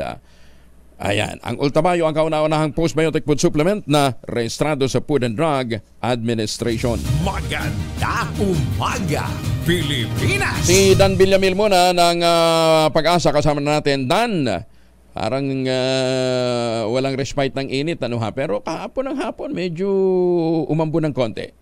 Dan, good morning. Good morning po Sir Angel at sa ating mga tagapakinig dito sa DZRH. Lumakas pa po ang epekto ng amihan o yung northeast monsoon. At sa kasalukuyan nakaka-apekto na ito sa malaking bahagi ng Hilaga at gitnang Luzon. Samantala, easterlies naman o yung hangin na nanggagaling sa Karakatang Pasipiko ang nakaka-apekto sa nalalabing bahagi ng ating bansa. Makakaranas tayo ng mga pag-ulan na dala ng easterlies dito sa mga areas ng Eastern Visayas, Sorsogon at Basbate. Samantalang makakaranas rin tayo ng mga kaulapan na may mga pag-ulan na dala naman ng amihan dito sa mga areas ng Cagayan Valley at sa mga lalawigan ng Apayao at Kalinga. Sa nalalabing bahagi ng ating bansa, mas maaliwala sa panahon na ating inaasahan. May tsansa pa rin ng mga light rains o pag-ambon na dala ng hanging amihan dito sa Metro Manila, sa nalalabing bahagi rin ng Northern at Central Luzon. Sa mga areas yan ng Ilocos, sa Cordillera, pati na rin dito sa Central Luzon at sa Calabarzon. Sa nalalabing bahagi ng ating bansa, sa Visayas at Mindanao, ay may tsansa naman tayo ng thunderstorms kadalasan sa hapon hanggang sa gabi. Temperature forecast para sa Metro Manila ngayong araw, posible maglaro mula 24 to 31 degrees Celsius. 15 to 23 degrees sa Baguio City at 25 to 31 degrees Celsius sa Legazpi City. Sa kalagayan nating karagatan sa kasalukuyan, may nakataas na gale warning sa ilang baybayin nating kapuluan. Bawal pang pamalaot ang ating mga kababayang mangingisda at may mga maliliit na sasakyang pandagat dito sa mga seaboards ng Ilocos Norte, Ilocos Sur, La Union at itong western seaboards ng Pangasinan, pati na rin dito sa mga areas ng Batanes, Cagayan, Babuyan Islands at Isabela. At yan naman po ang litas. Dan, ano yun? Dahil hangin lang. Wala namang ulan yun. Opo, hangin po na dala ng amihan. Yung mga nabanggit ko pong lugar na may gale warning, may kalakasan po yung hangin. So, kakibat po nito yung matataas na alon. Kaya saan po natin, posible pong magtagal yung gale warning na ito sa mga susunod, at least for the next 24 hours. Pero pwede mag-swimming. Opo, pag kakibat po nun, as much as possible, iwasan po natin yung mga activities near the coastal areas kasi po may kalakasan yung alon natin. Okay. Ang temperature daw ng Tagaytay? Opo, temperature forecast po natin sa Tagaytay today ay minimum temperature po 22 degrees. Posibleng pumalo yung maximum temperature ng 29 degrees mamayang tanghali hanggang sa hapon. Mainit na rin. Bagyo na lang tayo, Dan. Malamig pa. Opo. Tapos para safe ang ating pagsiswimming, punta na lang tayo sa Newban Beach.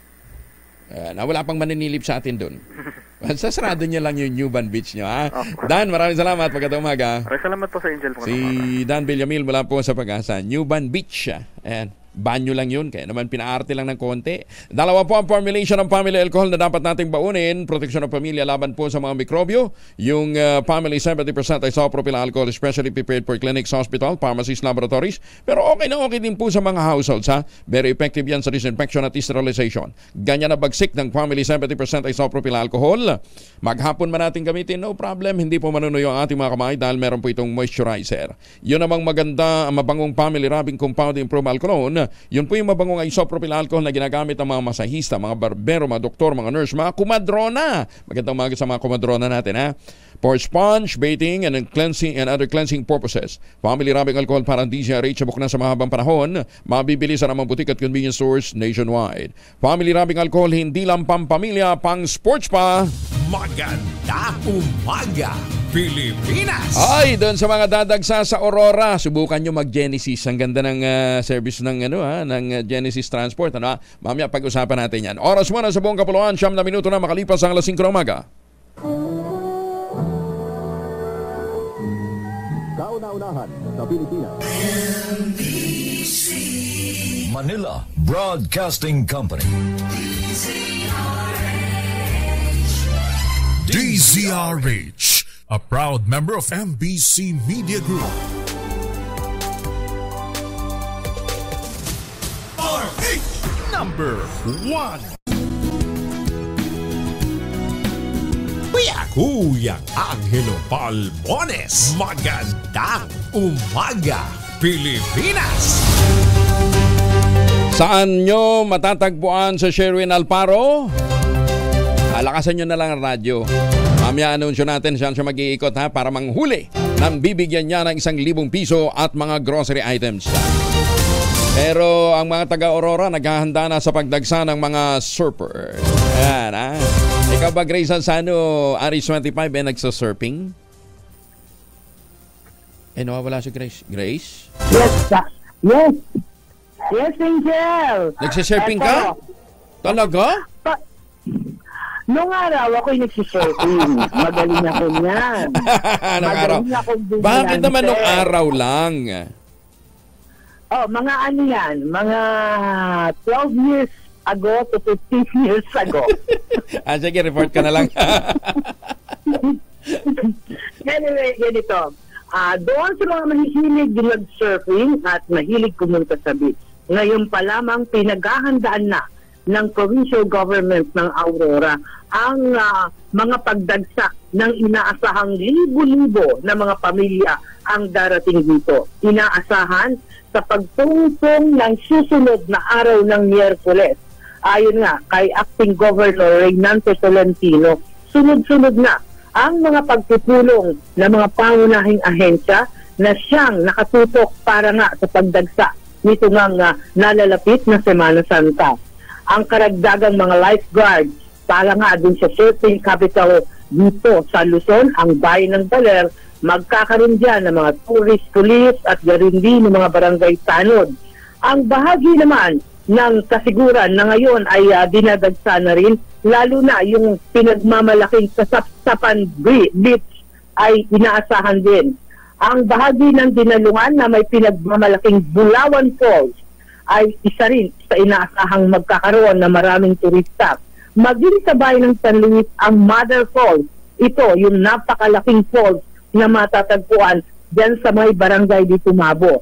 Sa ngayon nga, ayon din sa PNP, gayon din ang Department of Health, maging ang Regional Director ng DPWH na si Director Rosela Tolentino, inaasahang magsisimula na ang pagdideploy din sa susunod na araw ng Lunes Santo ng mga tauhan ng DPWH para sa motorist assistance. Maging yung ating sinasabi mo, yung mga bus na masasakyan ng ating mga turista tulad ng Genesis, inaasahang dadagdagan ito. Yun nga, dito sa pamunuan ng mga bus na pumupunta rito sa lalawigan ng Aurora, magdadagdag sila ng mga bus para nga ma-accommodate yung ating mga turista. So yun ang ating update para sa kauna-unahang himpilan sa Pilipinas, DZRH. Ito si RH25, Grace Vera Santano, tuloy-tuloy sa pagbabalita, tuloy-tuloy sa serbisyo, sama-sama tayo, Pilipino. Maganda umaga, Pilipinas! Maraming salamat, Grace. At magandang umaga din kay Mayor Sena Mendoza dyan sa Talisay, Batangas, kay Congressman Adoro Pleito ng Bulacan, magandang umaga. Kay Justice Max de Leon, aga gumising ho nito Para kang si Ambassador Harry Angping at saka si Ma'am Naida Amping, aga din gumising. At syempre, ang birthday ba ngayon ni Congressman Ador Pleito? Bukas, March 22. Kador, Advance happy birthday ha. Friday pa. 20 pa lang ngayon eh. Advance happy birthday kay Cador Plato ha. Senator Bato de la Rosa hindi nagustuhan ang pag-walkout ni Senator Rapi Tulfo sa hearing ng kanyang komite. Hala, may ganun palang mga Mamaya makakuusap po natin ang isang magaling maggawa ng pera. Si PGM Week Biloso.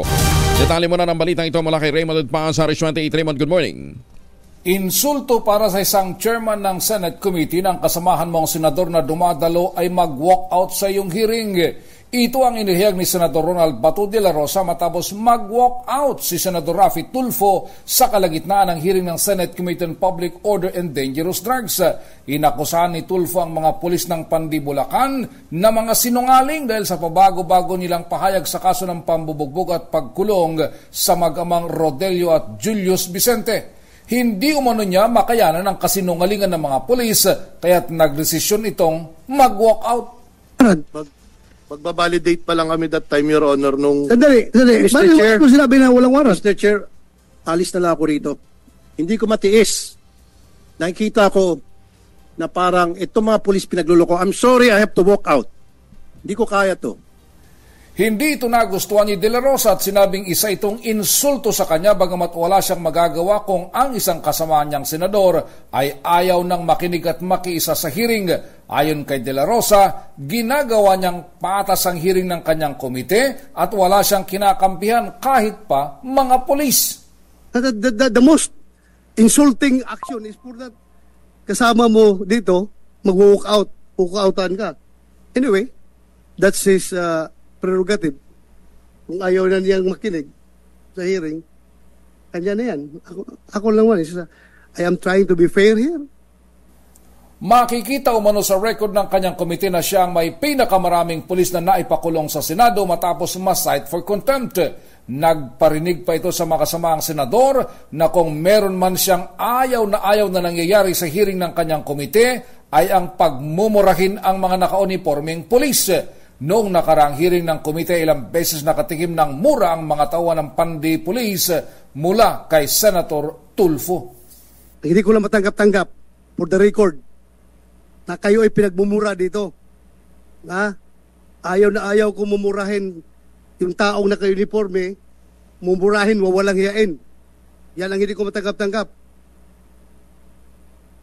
Kung dapat kayo murahin, doon sa labas. Huwag dito sa hearing. Para sa kauna-unahan sa Pilipinas, DZRH. Ito si Raymond Paz, tuloy-tuloy sa pagbabalita at tuloy-tuloy sa serbisyo. Sama-sama tayo, Pilipino. Maraming salamat, Raymond. Naku, mainit ha? Pero ito pa, muling nanawagan naman si Senator Amy Marcos sa mga kongresista na nagsusulong ng tiyatsa na magpakatotoo. Ito matapos imungkahi ni House Majority Leader Manuel Jose Manix Dalipe na irekta na sa COMELEC ang resolution about Houses number 7 kapag naaprubahan na ng Kamara.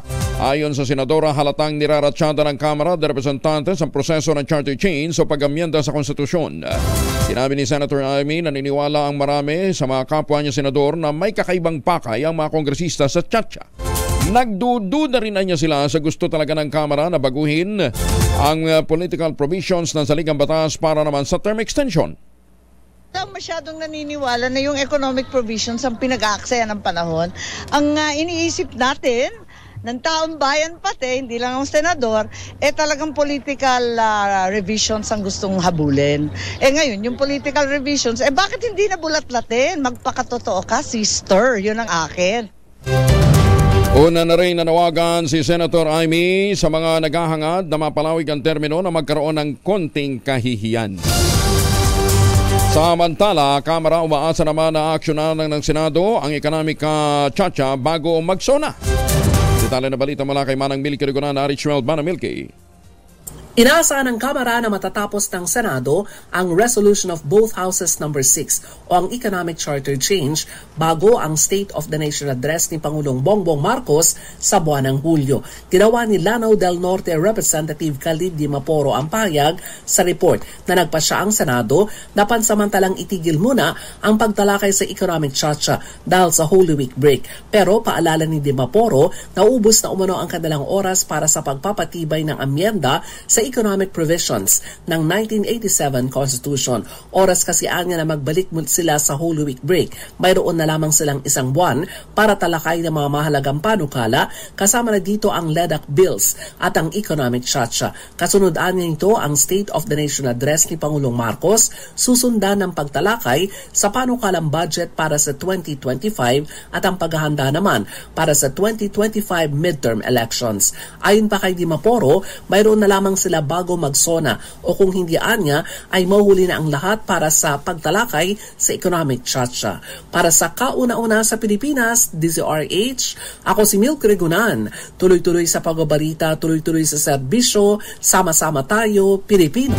Maraming salamat, Manang Milky. Samantala, kasama na natin ang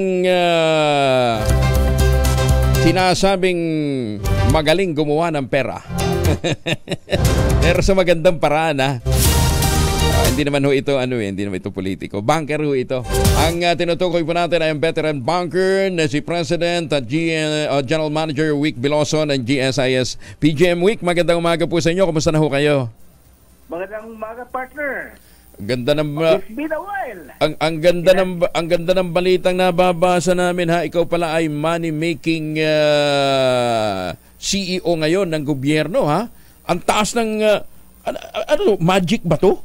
From 234 billion pesos naitaas sa 311 billion pesos o 32% na pagtaas. Ano ba yan? 33%.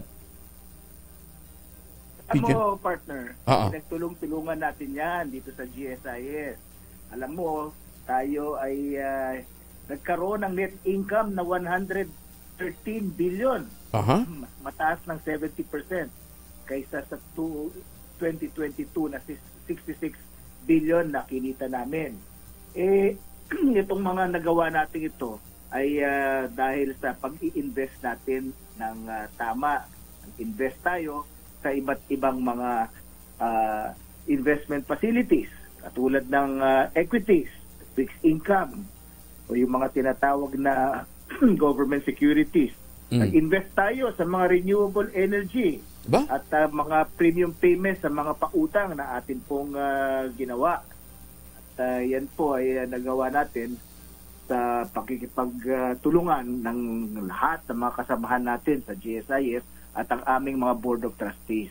Okay, PGM, hindi mo nabanggit eh. From 1.5 trillion noong 2022, umangat ng 11% ang inyong total assets to 1.7 trillion. Yan naman. Saan ang galing yan? Pinagbebenta nyo yung karamihan ng mga unproductive assets ho ninyo eh. Alam po ninyo, tama ka rin, partner. Naging 1.7 trillion na ang atin na pong total assets under management. Ayan po ay dahilan po na meron pong mga kontribusyon na tayo nakukuha sa ating mga membro. Ito po ini-invest. Pero nabanggit mo, meron din po tayo mga ari-arian na atin pong binebenta katulad po ng mga na-foreclose na mga properties po natin noon na binigay po natin ng pagkakataon ng mga kasamahan natin sa gobyerno. At even those that are in the private sector na magkaroon ng pagkakataon mabili. Meron po tayong tinatawag ng lease with option to buy. Napaka-popular po nito. Gaano karami nang nabenta ho ninyo, PGM? Alam mo, ang lease with option to buy ng GSIS, meron po tayo mga 13,000, 13,000 na mga residential units. At halos mag-1,000 na ang dumadaan sa lease with option to buy. Meron nga po kami na gustong ipaalam, lalo na dyan sa mga taga Quezon City, sapagkat dito po sa dulo ng MRT 7, sa may San Francisco del Monte, Bulacan, doon po sa dulo, meron din po diyang residential unit na magkwa-qualify sa lease with option to buy na pwede po nilang mapuntahan, mabisita. At yan po ay isa sa mga bagay na gusto ko lang pong maibigay paalam sa kanilang lahat. San Francisco del Monte? Opo, diyan yung pinaka-hub ng diyan yung pinaka-hub ng MRT 7. Yan po, meron po diyan, property po ang GSIS. At yan po ay amin pong ginagawa. Pero alam mo partner, ang akin pong talagang ginagawa, sapagkat hindi lamang po na mapalaki ang aming kita. Ang ginagawa po natin, pinaghihirapan natin pong kumita at ang objective natin, maibalik sa ating mga miyembro. Naalala mo ba ang MPL Flex? Ating pautang para sa ating mga miyembro. Ay gusto ko palang alam sa inyo, mahigit na 440,000 members na ang nakinabang nito. At mahigit na 120 billion na ang ating pong pautang mula nang ito ay mailunsad. Alam po ninyo, ito ay may pinakamababang interest rate sa merkado na 6% lang. Hanggang 14 times ng sweldo ng miyembro ang mahihiram o hanggang 5 milyong piso, depende sa kanilang sweldo at qualification, ang kanila pong pwedeng mahiram dito. At ang pinakamaganda, ang payment term ay hanggang 15 taon. Alam na mo partner, ito ginawa natin nung tayo nag-iikot at narinig natin, lalo na sa ating mga guro.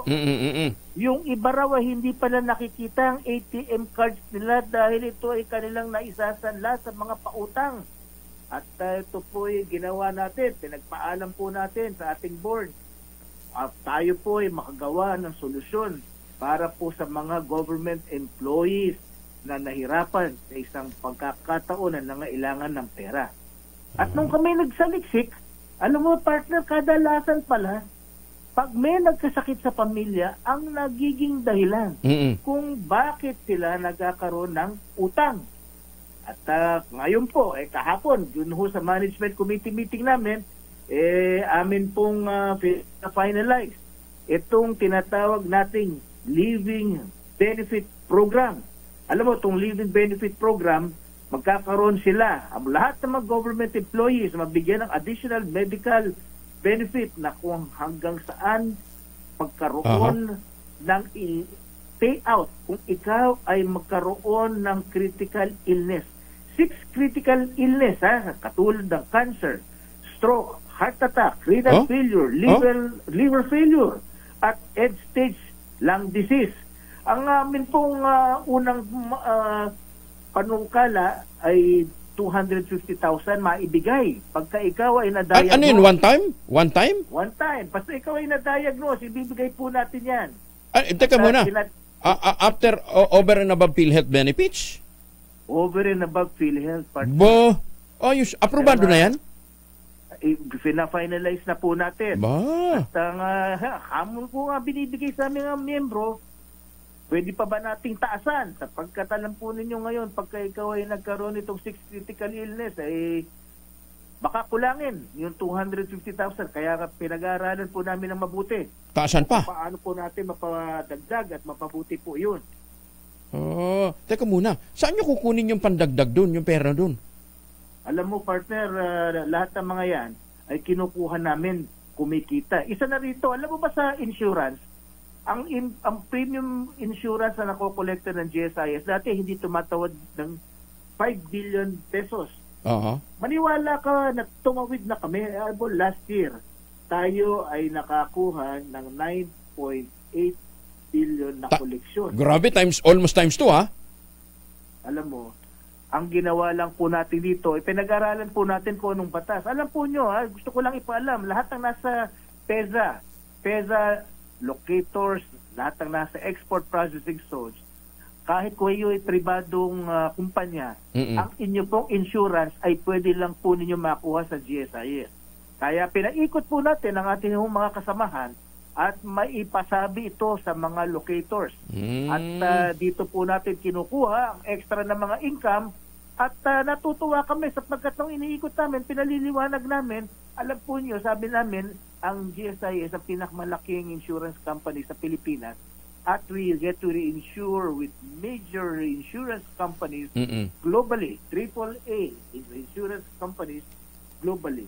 At ang amin pong ginagawa, tuwing Lunes, ako po ay nasa flag raising ceremony, amin pong pinapatawag lahat ng nakakuha ng mga insurance policies sa atin pong mga probinsya sa Manila at sila po ay maggawaran ng award.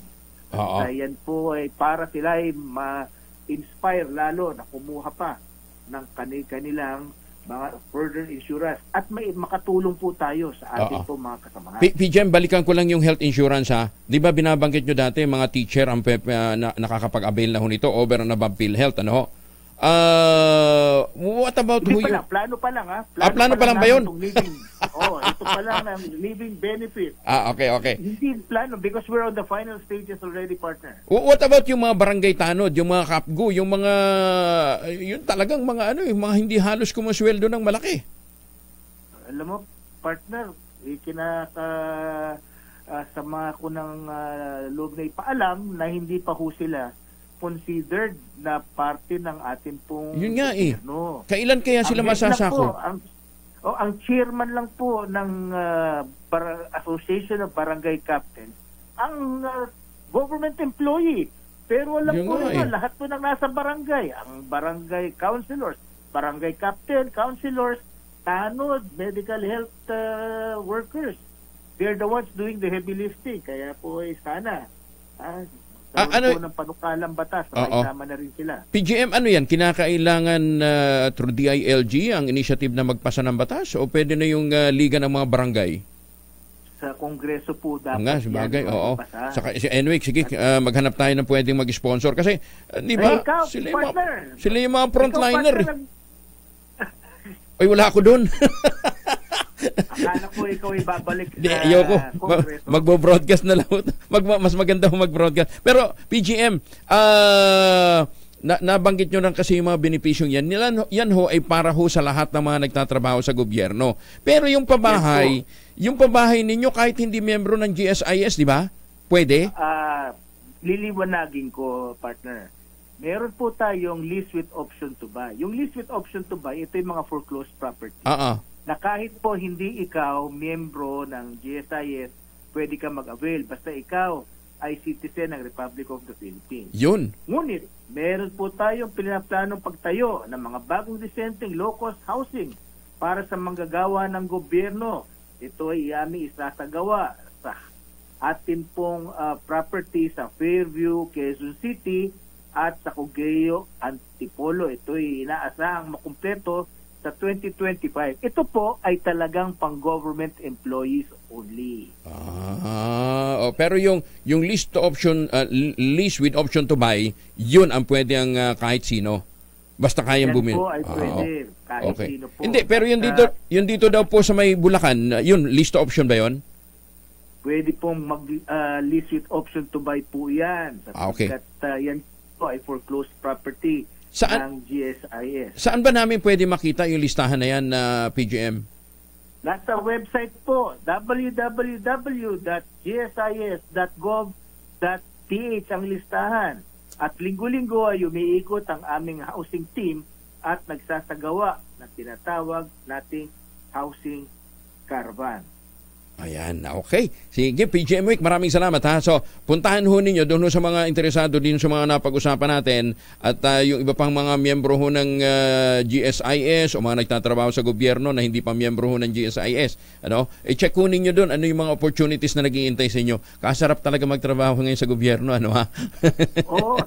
Partner, habang may mga pabahay pa. Gusto ko lang pong ibanggit sa ating mga kasamahan na yung GSIS Digital ID pwede na po maging available sa GSIS Touch starting April 8. Wala nang UNID and e-card.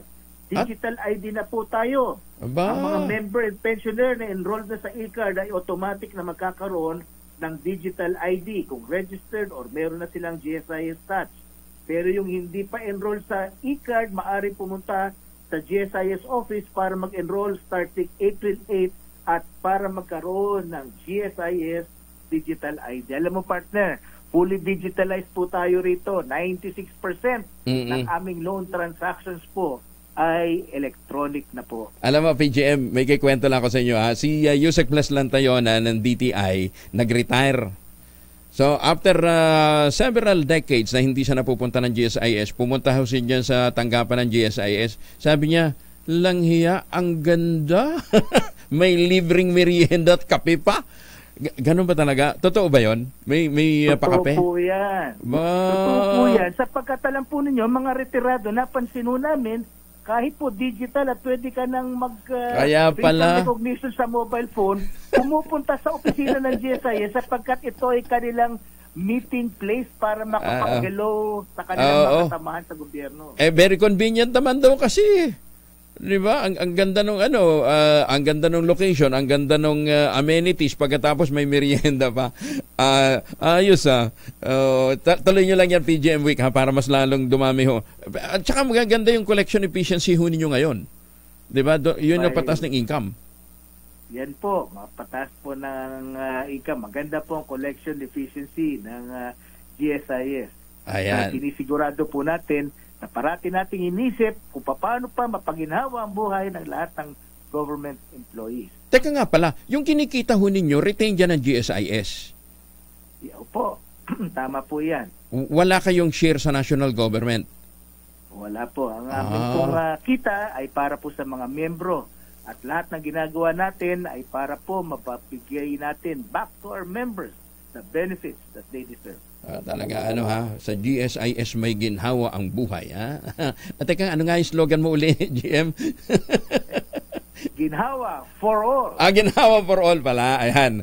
Thank you, GM. Magandang umaga po sa inyo. Thank you for joining us. And again, congratulations Ingat po kayo. Salamat po. Maraming salamat. Si PGM Week Biloso ng GSIS. Ang taas laki ng talon Pag efficient lang talaga yung pangungulekta, tumataas talaga ang kita Ay, alam ba ninyo na 1 month from now, dahil po sa signing ng kontrata dyan po sa NIA, di ba take over na ng San Miguel Corporation yan, magbabayad si Don Ramon Ang ng 30 billion pesos bilang parang initial na nandun sa kontrata nila. Ang tanong, saan mapupunta kayo yung 30 billion pesos na yon? Di ba? Ang daming ahensya ng gobyerno, sinasabi, wala silang pera, kulang ng pera, kaya hindi makapagkar. O eto, saan mapupunta ang 30 billion pesos na ibibigay ni Don Ramon Ang sa gobyerno dahil po sa NAIA contract 30 days from now? Magandang umaga, Pilipinas! Siyempre, hindi naman yung pambibili ng tangerine chocolate. Hindi naman ganun kamahal ng tangerine chocolate. Ang daming tangerine chocolate na yan, pagka nagkataon. Anyway, para sa mga suki natin abroad, ang tangerine chocolate ay produkto po ng mga magniniyog sa lalawigan ng Quezon sa tulong nga po ni Dr. Helen Tan. Itong mga magniniyog na dating umaasa sa Copra, ba ngayon, mga MSMEs na. Ang kanilang pong mga produkto ay ginagamitan din po ng mga aniho ng mga magsasaka para makapag-produce ng mahigit 10 variants ng tangerine chocolate. Available sa 0919-095-5935 o dili kaya sa tangerinechocolate.ph. Ang sabi nga po ni Dr. Helen Tan, tangkilikin natin ang gawang atin para lumakas ang loob ng ating mga magsasaka. At magpatuloy sila sa pagtatanim, sa pag-ani, at pagpuproduce ng mga high-value crops na po pwede hong ma-export din ho natin bilang mga processed product katulad po ng tangerine chocolate. Tangerine chocolate, produkto ng mga magniniyog sa lalawigan ng Quezon, 100% gawang atin. Pero locally made, pero global ang dating. Tangerine chocolate, sabi nga po ni Dr. Helen Tan, ang pagtangkilik sa gawang atin ay pagtiyak na uunlad ang ating mga magsasaka. Magandang umaga, Pilipinas! 39 makalipas ang 5:00. South Cotabato, magandang umaga sa inyo. 5:42 ang oras sa buong Kapuluan. Ang tabayanan po ninyo dyan sa Maricaban, Pasay, nag-iikot na si Sherwin Alparo. Lakasan nyo na inyong mga radyo, baka kayo po ang kanyang matsyempuhan. Siguro ganda ng gising nyo, mag-ultamayo kasi kayo lagi, para hindi lang ho sakit ng ulo, hindi lang yung puyat, hindi lang yung stressful na buhay, kundi magandang gising ang ihahatid sa atin ang ating pagtulog ng mahimbing. Sa panahon ngayon ay kinakailangan nating malabanan ng puyat dahil marami hong hamon sa buhay, ang mga stress para hindi ho tayo nagkakasakit at mabusa ang ating immune system. Yun ho naman ang tulong sa atin ng Ultabio, ang kauna-unahang postbiotic food supplement na nire-recommenda po ng mga doktor at rehistrado sa Food and Drug Administration. Para po sa inyong mga concerns, sa inyong mga katanungan tungkol po sa mga benefits ng Ultabio, makipag-ugnayan sa 0917-110-6580. Nakastambay na po dyan ang mga medical health experts natin. Sasagot sa inyo 24/7. Basta text lang. Ayan. Available po ito sa Mercury Drug, sa Amesco Drug, Pasmed Pharmacy at John's Pharmacy. Ganyan din dyan sa Curamed. Oras sa buong kapuluan, 43 makalipas ang alas 5. Ang balitang ito ay hatid sa inyo ng ACS Manufacturing Corporation, ISO certified, maker of world-class quality. Antabayanan nyo niyo kung sinong mahuhuli ni Sherwin Alparo, ha? Nag-iikot na dyan sa may Maricaban. Police Corporal na sangkot sa pangungotong sa isang motorista sa Cavite, arestado ng PNP IMEG. Buti nga! Detalye mula kay Bal Gonzales sa Rich Bal. Good morning. Good morning, Kuya Angel. Nasukol ng pinagsanib na puwersa ng PNP Integrity Monitoring and Enforcement Group, Intelligence Division at Special Action Force, ang pulis na nakatalaga sa General Trias Municipal Police Station sa Cavite dahil sa pangingikil. Sa report ng PNP IMEG, kinilalang suspect na si Police Corporal Ahmad Ambil. Nagugat ang pag-aresto kay Corporal Ambil nang magreklamo ang isang motor rider na nasangkot sa traffic accident na hinihinga naman ng pulis ng 30,000 pesos. Sabi ng biktima, imbes na mag-imbestiga ay nagsilbing middleman ang pulis para magkaayos daw ang dalawang sangkot sa aksidente. Lumalabas sa investigasyon ng PNP IMEG na nakapagbigay na ng 11,000 pesos ang complainant sa GCash mismo ng pulis, pero hindi pa ito nakontento at nagpunta pa sa bahay ng biktima at nang hihingi pa ng 8,000 pesos. Matapos magsumbong sa IMEG, agad ikinasang entrapment operation at sa loob mismo ng Bacau Police Community Precinct sa General Trias, Cavite ay ipinosas at inaresto ang police corporal. Para sa kauna-unahan sa Pilipinas, DZRH, ako naman Bal Gonzales, tuloy-tuloy sa pagbabalita, tuloy-tuloy sa serbisyo. Sama-sama tayo, Pilipino. Maraming salamat, Bal. Titibay talaga ng pagmumukha nito mga ito. Ang lalaki niya ng sweldo nyo, nangungutong pa rin kayo. Talisigang sa Ospital ng Maynila Medical Center, arestado naman. Detalye mula kay Boy Gonzales, RH29. Boy. Kalaboso na sa Manila Police District Station 9 ang isang babaeng membro ng Salisigang matapos namang biktima ng doktor sa ospital ng Maynila. Nakilala ng suspect na si Karel Labindao, 18 taong gulang, residente ng Upper Mulade Street sa Tondo. Sa investigasyon ng MPDT na nga, na-suspect ang gadget ng biktimang doktor sa loob ng surgery ward ng ospital ng Maynila Medical Center. Nakita umano ng biktima ang residente at agad na humingi ng tulong sa mga gwardiya. Ang doktor saka na-aresto ang suspect habang papalabas ito ng naturang ospital, pero hindi naman nabawi ang mga gadget ng doktor na nagkakalaga na higit sa 100,000 piso na posible umanong naitakbo nito ang kasabwat ng suspect na patuloy na inaalam ang pagkakilanlan.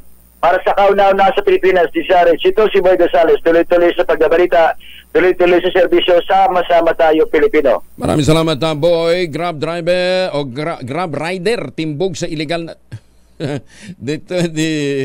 akala ko ba hindi nakakapag-operate ang Grab? Di ba wala itong permit? Grab rider timbog sa illegal na droga. Tintin ng sideline, ha? Detalye ng balita mula kay Noche Kaka sa Rich 27. Noche. Kuyang Angel, arestado ang Grab rider sa kinasang drug bypass operation sa pamayan ng Diego Silang, BCDA, Barangay Ususan sa lungsod ng Taguig. Kinilala lamang sa alias Baki ang suspect na isang Grab rider, 33 anyos. Ayon sa pulisya, na sa high-value individual ito dahil sa illegal drugs activity sa lugar. Nasabat sa suspect ang nasa 50 grams suspected shabu na may katumbas na halagang 340,000 pesos. Nabawi rin ng mga otoridad ang bypass money at isang cellphone na ginagamit umano sa illegal na aktibidad. Maharap naman ngayon ang Grab rider sa reklamong may kinalaman sa illegal drugs. Mula sa Pananan sa Pilipinas, Noche, kotse palang gamit nito, hindi pala motor. Kotse? Sasakyan na Kuyang Angel. Kotse. Tapos may illegal na aktibidad din, may sideline. May sideline. Akala ko motor. Ang motor na Grab ang wala palang permiso, no?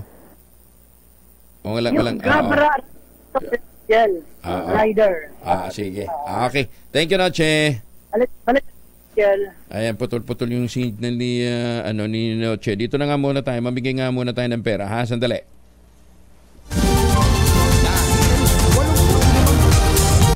Dali. Nagpapatong-patong. Ito na. Ulitin ko lang. Easy.